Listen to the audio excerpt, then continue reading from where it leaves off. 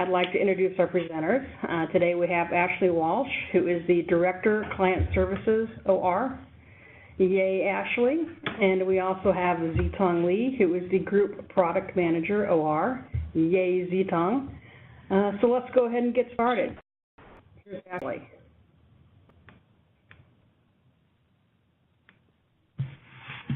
For joining us today. We are so excited that you all could attend this webinar. Today we're going to be talking about why block utilization is not your best metric and why we feel that is the case. So just to go through a little bit of an agenda for the day, for this morning, we're going to talk about the OR and why it's so important. Really, why is the OR the economic backbone of your hospital? Then we'll go into detail on why we feel strongly that block utilization is not the best metric to use when reviewing and analyzing the efficiencies of how blocks are used in our ORs today. Then we're going to share with you a very exciting term. It's a proprietary term that LeanTaaS created through their own algorithms, which is collectible time. We're going to share with you how collectible time is a different way to look at how ORs and blocks are used in the OR. We'll kind of reiterate everything at the end, revisit why the opportunity is so large, and then leave plenty of time for Q&A. So as Marianne mentioned, please, please, please text us. Text us your email. You can do it during the webinar today to 630-884-5493.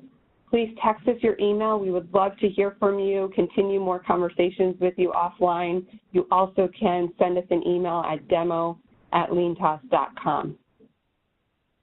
Okay, so let's jump into it. So it's no secret that the OR really is the economic backbone of all of our hospitals. When you look at all the hospitals across our country today, roughly 60% of our hospitals' revenue is coming from the production in the perioperative space. That's a lot of revenue. So it's very important, and it's a passion of mine that we monitor the efficiencies of our operating room and figure out how can we improve the efficiencies of our operating room, which ultimately improve the bottom dollar line for our hospitals. So with each OR minute being worth roughly $100 to $300 per minute, and that's just OR time.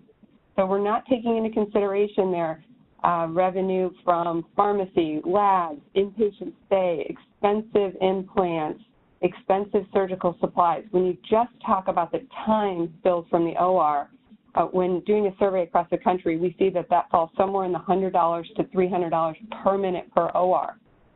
So when you look at an average business day, what is that worth? That's worth roughly $50,000 in revenue to $150,000 in gross revenue just for the time per OR per day. So if you were to just improve your utilization even 1 percentage point, just 1 percentage point, you could be looking at increasing your revenues $125,000 to $400,000 roughly per OR per year. So when you look at an average hospital with 20 ORs, just improving their utilization 3 percentage points, you're talking about millions of dollars per year. So you see why I get excited about this, why we're very passionate about this, and that there are better ways that we can look at improving the efficiencies of the OR.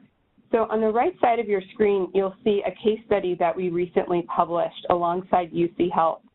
So as it was mentioned, I previously was the perioperative business manager of the University of Colorado Hospital, which is an academic medical center in Denver, Colorado. It's a part of a large system in Colorado, UC Health, comprised of 7 hospitals. My hospital is the only academic one.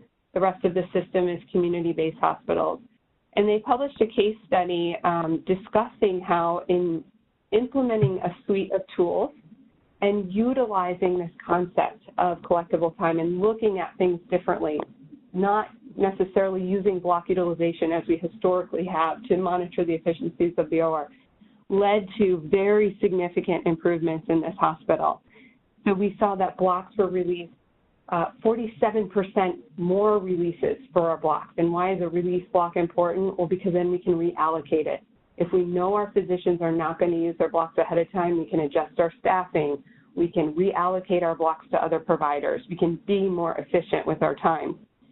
They saw that 10% more blocks were released earlier, so being released 30 days in advance instead of 20 days in advance. So that was better. At the end of it all, they saw a huge increase just in their block utilization.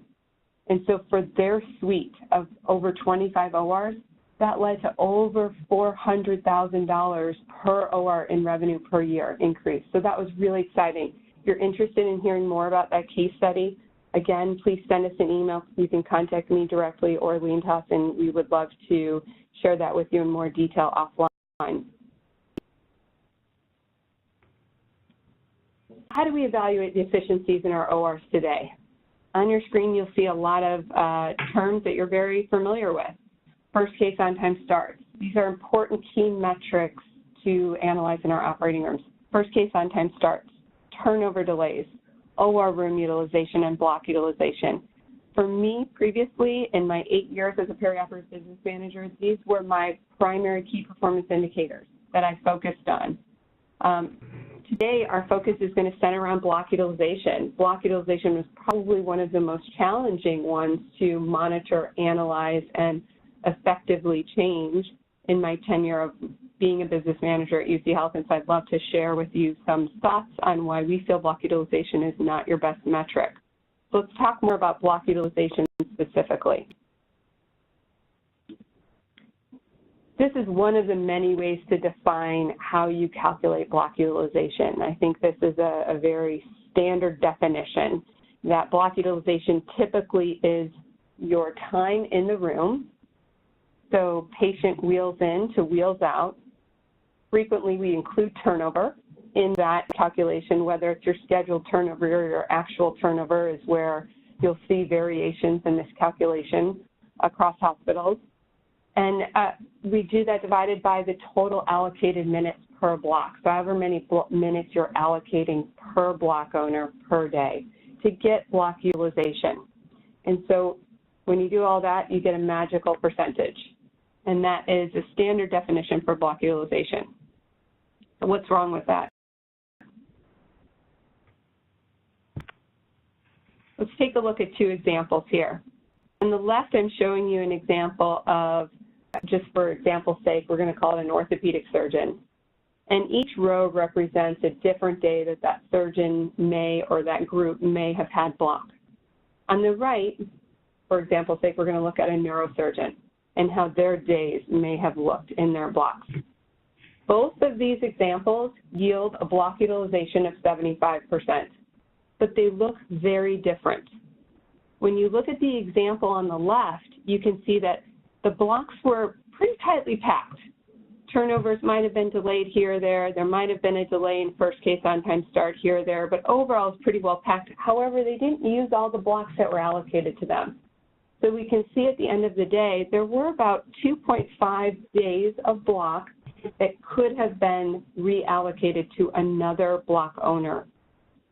Now, on the right-hand side is a very different example.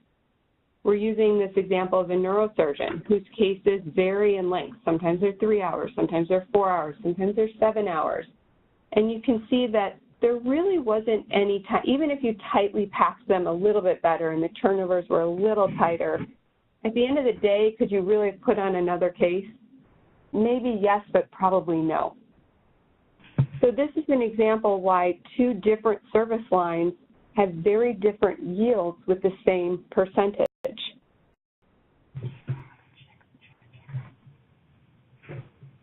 So when you compare block utilization across service lines, it's not very actionable. 1 minus block utilization really means nothing.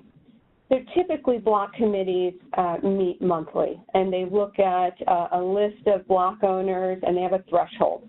I'm sure that this is very familiar for many of you on this call today, that your threshold may be 60%, 70%.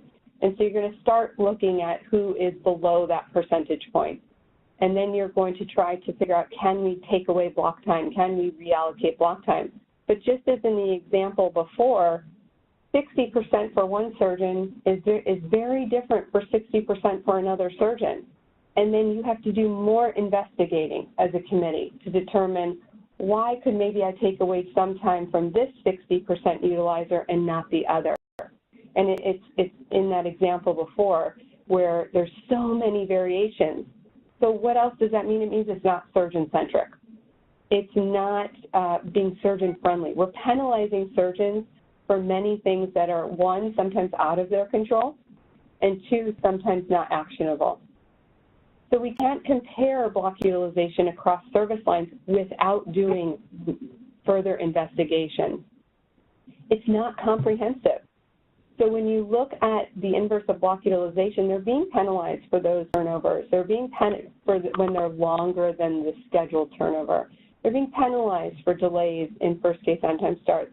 If you're a surgeon whose block time is supposed to start at noon and your previous surgeon went late, you may or may not be penalized if you're started late. And if you aren't penalized, well, then there's going to be broken aspects of your calculation for other block owners, meaning the morning person who starts late might not be highlighted for starting late. So it's just a very broken metric that, in a nutshell, is not comprehensive at all. And so that's what makes it so challenging for us as administrators to enforce. Just speak from my own experience, block utilization was one metric, and I had to run 10 other different reports to look at 10 other different metrics to understand if I really could act upon that low block utilization and reallocate it to someone else. So I think you hear what I'm saying, which is it's a very challenging metric to enforce, and therefore it is a broken metric. I'm going to turn it over to my colleague Zitong right now, who's going to share with you a little bit about a new term, a new way to look at how well blocks are used in the operating room. And it's a proprietary term to LeanTaaS, known as collectible time. So with that, Zitong, I'm going to turn it over to you. Sure. Hello, everyone. This is Zitong. So as Ashley has just mentioned, she used to run different reports to get to the real understanding of block usage and block utilization. And we worked together, and I realized that the intention of block utilization as a metric is to help administrators and surgeon committees to make decisions. However, the block utilization metric itself it's not actionable with its intention. And we work together and we try to figure something out that can help people in the way that they just need to look at one number, or maybe one number or two, or just one table, and from there they will be able to see the big picture and make a decision that people can believe in. And that's how we got to collectible time. I'll make I'll play a short video which explains what it is, and let's start from there.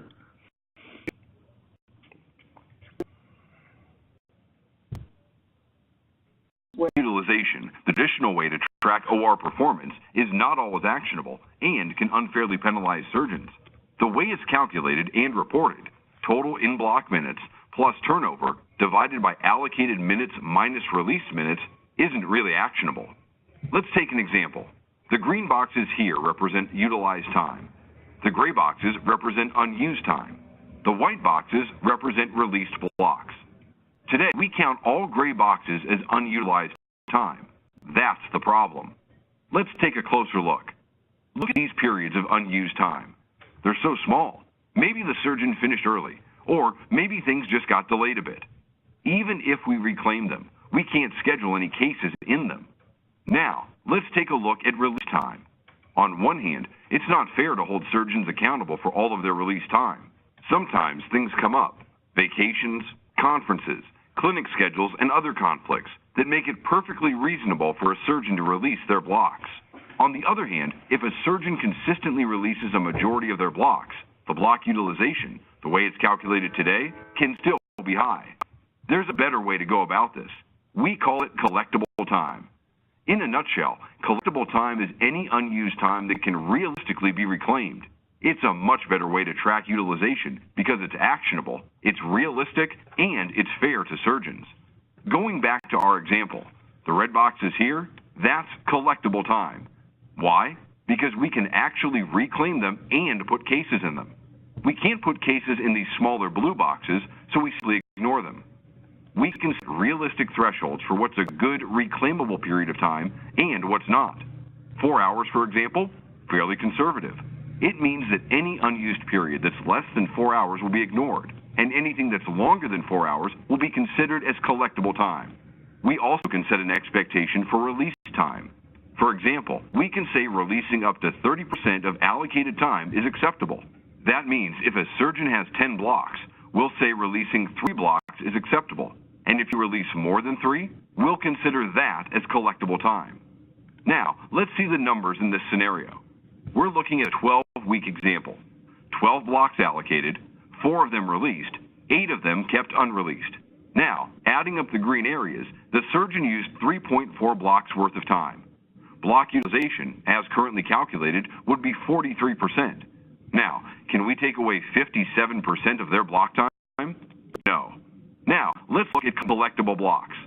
This is unused time longer than 4 hours and release time over the acceptable threshold, so it counts as collectible time. This is unused time shorter than 4 hours, so we simply ignore it.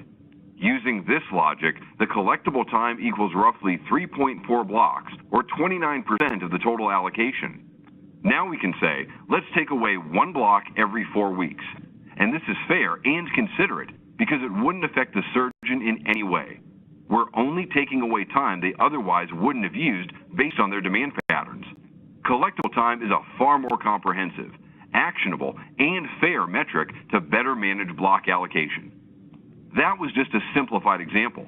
The IQ block supply table looks at the big picture. It continuously looks at the past 12 weeks and past 48 weeks and makes recommendations on collectible time. And it's fairly conservative.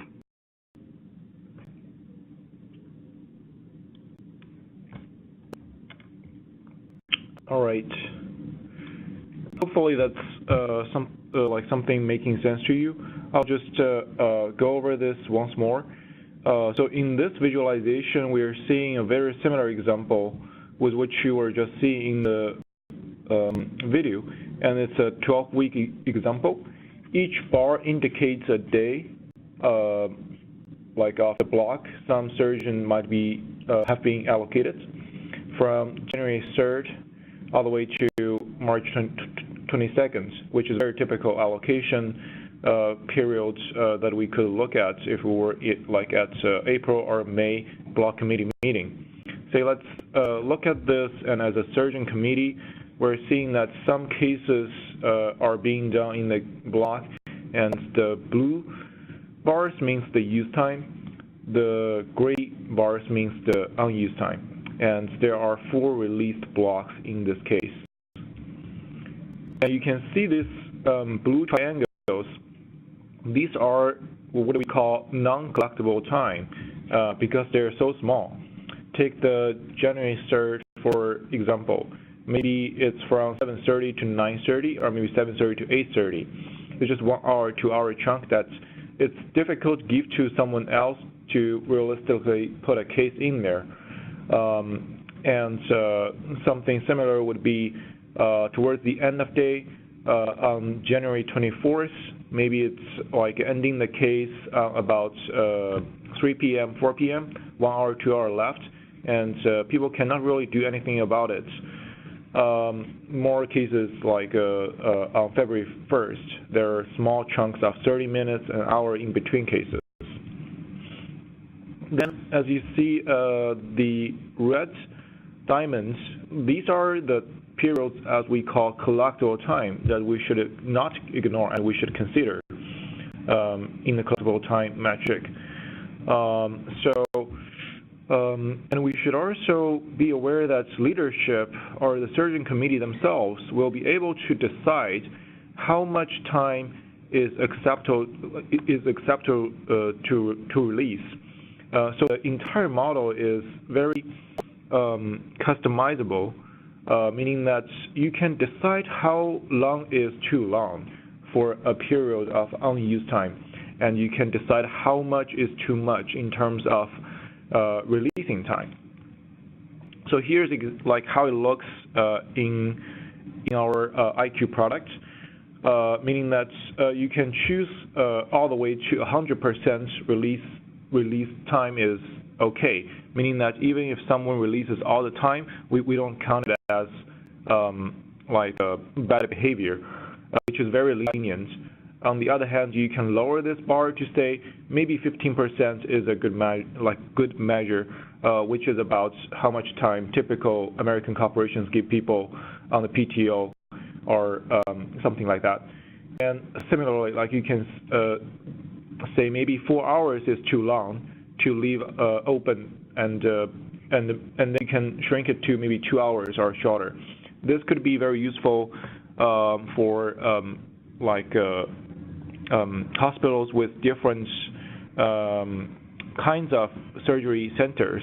If it's an academic center, most of cases are long, and you want to consider 4 hours or 3 hours as long enough to fit a case. And if you are from a community, from a community environment, 1 hour or 2 hours might be enough for you to make a case there. And so this is what I meant by making it comprehensive and straightforward for the decision makers to use. So instead of showing you a utilization and leave the user or the administrator to figure out whether or not you should take away blocks, we have considered all these delicate details and say, for this block owner, for this day of week in this location, the collectible time is 20%, and that means that you should take how much block out of how much block. And for another block owner with another block collectible percentage, you should take away another number of collectible blocks versus allocated blocks. And once you click into the detail of each block owner, you will be able to see the explanation or the evidence that builds up to the claim. So if you see that on the table, you can take away 1 block out of 4 blocks, then you can see how does that 1 block come from, which is from a portion of them is from entire block unused, and another portion of them is from how much time is released too much, like over the threshold, and also you can see how much time is is not utilized during the day that they have some cases. Very similarly, in this interaction, you will be able to see how many minutes they were allocated and how much time they were using. And one step deeper, you can see how their day went and so what's the utilization by time of day. So it just gives you a comprehensive picture when you want to make a decision, and it gives you the full details for you to back up your arguments, which is what we were trying to solve with the block utilization as a metric. And again, for more information, for asking any questions and getting the deck and video links, just text us on the number 630-884-5493 with your email, or you can email us directly at demo@LeanTaaS.com. And I'll turn it back to my colleague Ashley and for a review of what we just went over. Great, thanks, Zitong.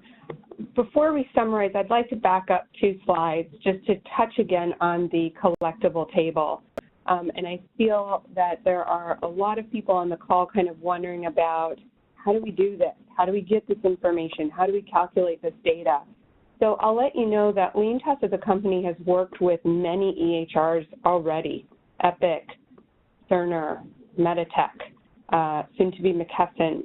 This information all comes from your timestamp data. So it's data that already exists today in your EHRs, and it's obtained through daily or weekly extracts. And then the output is in this very easy to understand user interface. So as far as time to usage, it can be quite quick.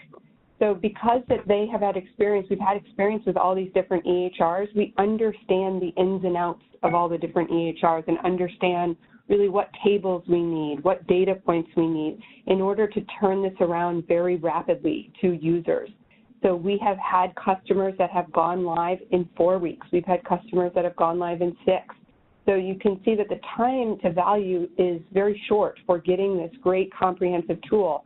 I also want to highlight in this tool, on this table, the collectible table, that the inverse of block utilization is not collectible time.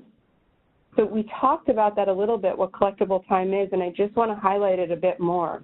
So block utilization is when were your physicians and block owners in the rooms, including their turnover, and then when were they not in the room? With collectible time, just using one metric, we're really seeing all these different variables. When were they abandoning time? When were they releasing a lot of time? When were they leaving large amounts of time unused? So not just the little, back to that neurosurgery example, the delay in the turnover, but when are they leaving 4 hours on the table? That is a very significant amount of time, like on the left under orthopedics. When did they leave these large amounts of time on the table that really could be repurposed? So it's a very concise, comprehensive, surgeon-centric metric to use so that you as a leadership team can know what basket to put your eggs in, which conversations do you want to focus on as a leadership team with your block owners so that you can make strategic decisions on perhaps closing down ORs, perhaps delaying the build of other ORs, or perhaps using it as a recruitment tool so that you can bring more physicians into your hospitals and know that you are going to have time available in your operating rooms. All right, so just to review again, block utilization we know today is not a good metric to use. It's a broken metric that's not comprehensive. It's not surgeon-centric. It doesn't take into consideration all these different things. Collectible time is actionable. It is fair, and it is surgeon-centric. So as a whole, when you decrease your collectible time, you are going to, on an inverse, increase your block utilization, increase your room utilization, and increase the efficiencies of your OR. I'm just going to pause for a second. I believe a question came through, so just give me 1 second. The question is around how we integrate scheduled time. So the surgeons that schedule cases for an entire block, however, they're not efficient and either cancel or only perform half the day. Do we distinguish the difference and factor both scheduled and performed activity to provide a fair and comprehensive activity analysis? That's a great question. And the short answer is yes. So what we are going to look at is, when does this A, happen frequently, B, happen infrequently, and was it because of scheduling or was it downtime? So I think I'll be able to further answer that question on one of our upcoming slides. So let's jump to the next slide. I want to show one more example of collectible time versus block utilization, and then we'll get back to that question about kind of incorporating scheduled time. So on the left here, you see a block owner, and again, as to Zichang's example, the dark blue indicates when patients were in the room. And if we were to add up and calculate the block utilization for this block owner for this quarter, we're looking at basically January 3rd to March 8th, utilization would be 39%. So as a business manager, a perioperative director, VP, that would tell me that if the block owner had 10 blocks, it's suggesting to me they're only using about 40%, so maybe I should reallocate 6 blocks. You and I both know that that's very hard to do, and that's likely not attainable, nor should it be necessarily in this case. So on the right, let's look at that same example, and let's understand what collectible time would tell me. If I were to put all of this information into the algorithm of collectible time, what would come out to me is that approximately 4 blocks out of 10 are likely collectible. And when you look at that, you can see that that provider, A, released a lot of time, and B, left large amounts of time, those red diamonds, unused. 4 out of 10, that's more surgeon-centric, that is more reasonable, and that's likely more accurate. That physician or block owner probably feels that they know they're not using all their time, but if you were to walk in and say, hey, I'm going to take away 2/3, that's a tough thing to swallow for them. But if you walk in and say, we need to talk about this and have a conversation, and I have this data that shows all the times you release, all the times you leave large amounts of time on the table, and the times that you just don't use your block at all, that conversation's likely to go a bit smoother. All right, so let's talk about why this is so important, and again, why the opportunity is so large. We've talked about the dollars. You know the dollars are high. Our ORs, again, are yielding 60% of our hospital's revenue, so let's use that time and space as efficiently as we can to not only make the best use of everyone's time, our patients, our physicians, our staff, but also yield the highest dollar we can. So when we look at unused time in an operating room, we can, to the question of scheduled time and what role does that play, we can look at that. So we have looked at it at a number of different hospitals. And if you notice there that statement of more than 53% of time underutilized is collectible, what is that saying? So we've looked at hospitals' unused time, and we've done this at more than one hospital. And when we looked at all the time that was unused in a block, it can be broken down into different buckets. It can be broken down into cases just weren't scheduled. You can see that on the left, scheduled downtime. It can be broken down into canceled cases. In general, that's a much smaller number. That's a much smaller number than even the perception in our ORs. In addition, you can break that down into how much unused time was attributed to delays in our first cases. That's an even smaller number. Case ended early. So that's back to the example of the question that was asked. We have done this analysis, and in this analysis, we've seen that only about 14% of unused time is because of scheduling inaccuracies. That time study can be repeated at any hospital, and I'm confident we're going to see a similar number because we've done this at so many hospitals already and seen similar patterns of behavior, that about 14% of unused time is because of scheduling inaccuracies, over-scheduling for cases. About 11% of unused time has been attributed to delays from turnover or delays from first case on-time start. That's actually a pretty small number. And I know many of you on the call have participated in many events that I have as well, rapid improvements to improve our first case on-time starts and turnovers. I am by no means saying that those are not important metrics to pay attention to and monitor. They are, because improving those metrics improve our team communication, improve our patient access. We should be monitoring our first case on-time starts and turnover. However, even if you shave off a few minutes here or there, at the end of the day, you're likely to not put another case on.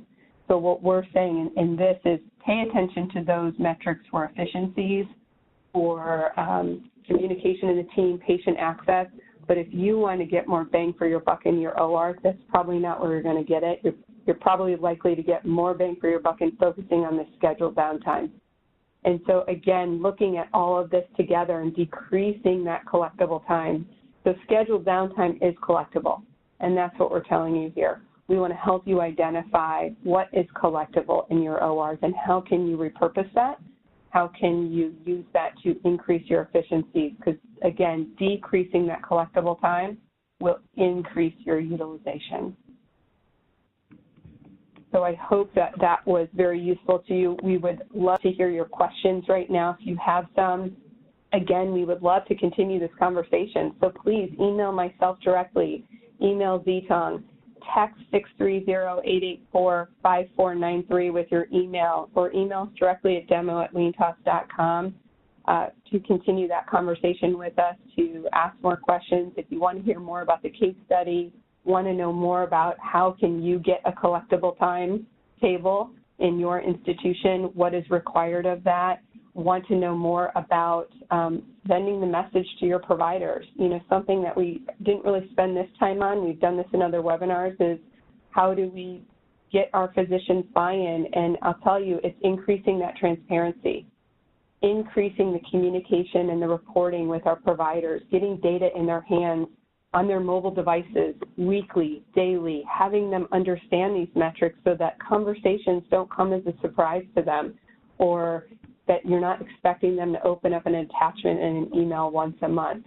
So increasing those transparencies and efficiencies in reporting can help also increase all of the overall efficiency. So again, I thank you so much for joining us. I'd love to turn it over to questions, and yes. All right. Well, thank you very much, Ashley and Zitong, for presenting a wonderful webinar today. Believe it or not, we already have questions percolating. So the first one, how far in advance do most hospitals set as a time when the hospital can collect unused/collectible time? So I believe that question may be pertaining more to releases, you know, when the automatic releases.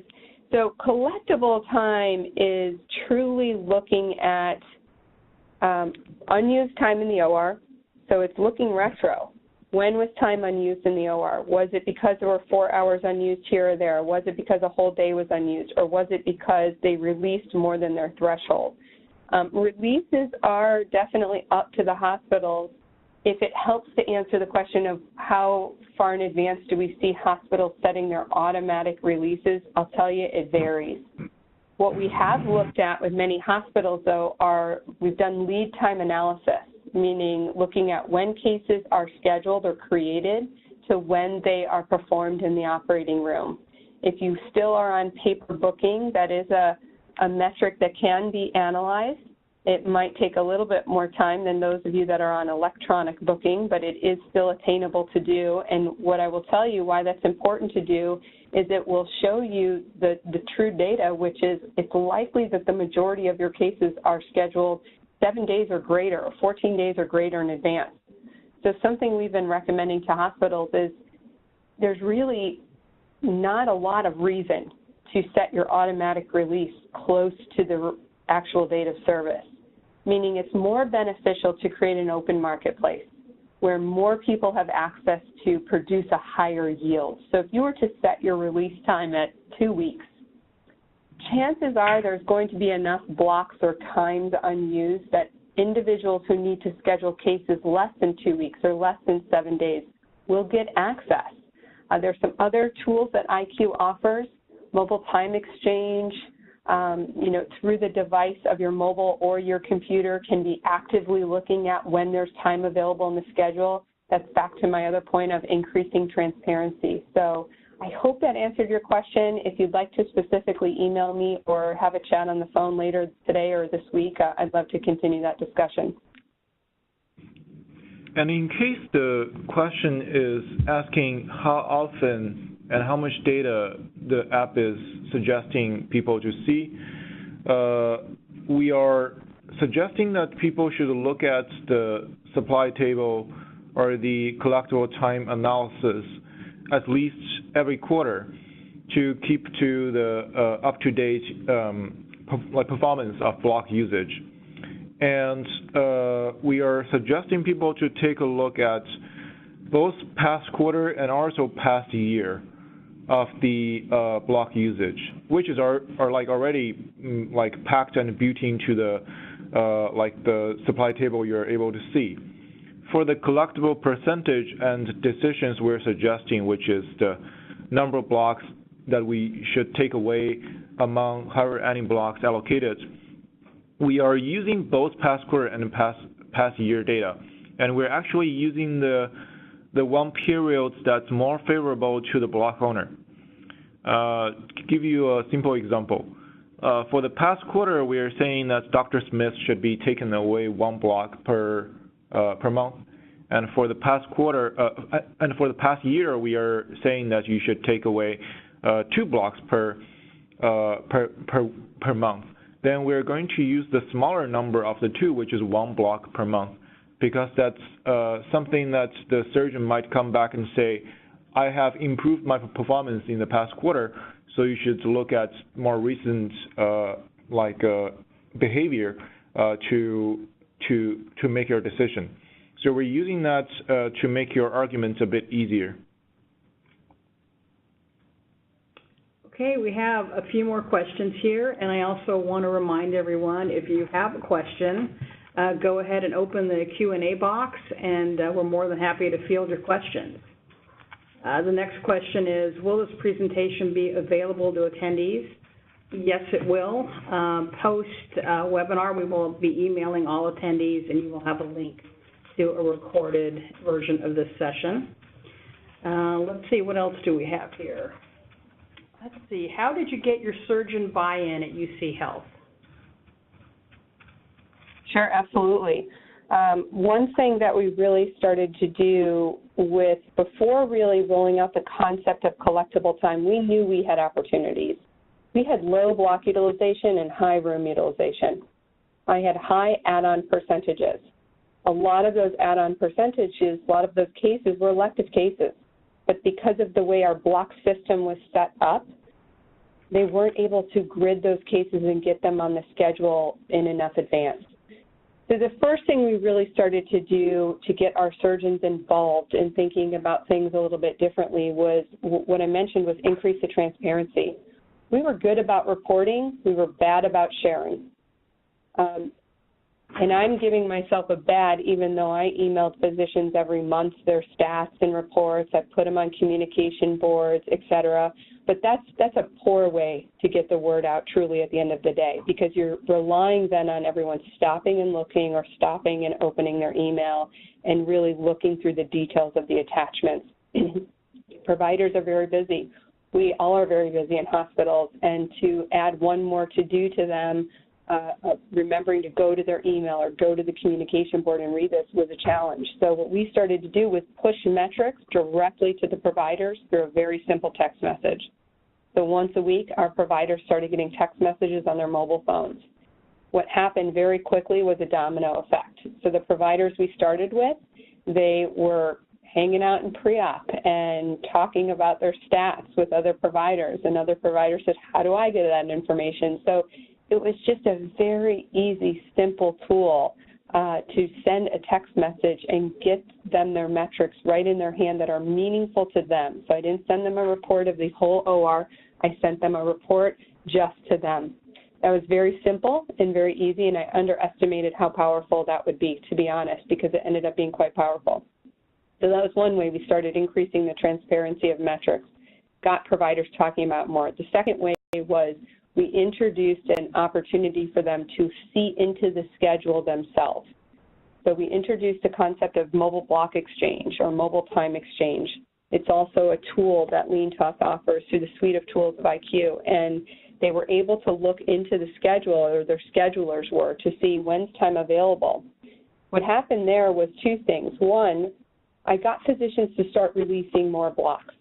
We published that in that case study, so you can see in more detail in the case study. We made it really easy for them to release blocks. We also educated that we weren't going to penalize them for releasing blocks, that it was doing a good thing so that more people could get access to the OR sooner. So more blocks started getting released. Providers could look into the schedule. So instead of having, 30, 40 add-ons a day, which a number of those were elective, those elective cases, their offices were able to see in advance when time was available, request that time to say, I would like a block on that Wednesday when Dr. So-and-so released, and put the cases on right then and there.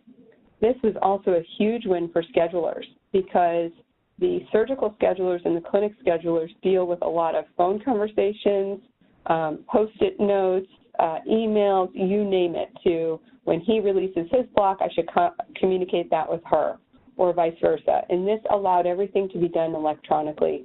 So we saw that frequency pick up in the amount of block releases and requests.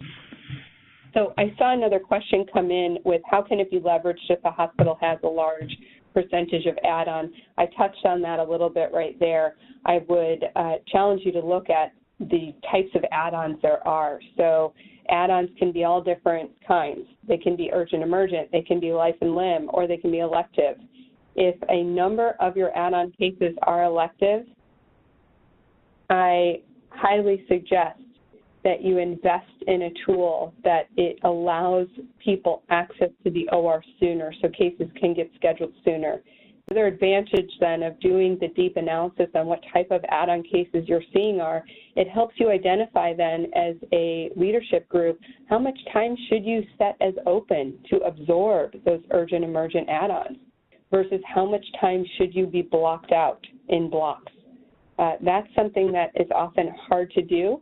And if you are able to do that analysis on those add-on cases, if you're able to utilize tools like collectible time to see How much time have you allocated in blocks that really you shouldn't have allocated? That also helps free up open time for the true urgent, emergent life or limb needs. So hopefully that answered your question. All right. Well, thank you very much, Ashley. It looks like that's it for questions. I want to thank Ashley and Zitong for their wonderful webinar today, and of course, all of you who participated. Please keep an eye on your inbox for a link to the recording of this session, as well as announcements for future webinars. A note, please complete the survey that will be presented to you as you leave the session. It should only take about 15 seconds, and it helps us make sure that we can tailor further content for you and meet your needs. And also, please remember, and we have the contact info up on the screen here, please remember you can text your email address to us at 630-884-5493, or you can email us at demo@LeanTaaS.com. And thanks again, everyone, for tuning in. We enjoyed spending some time with you today. Thanks a lot.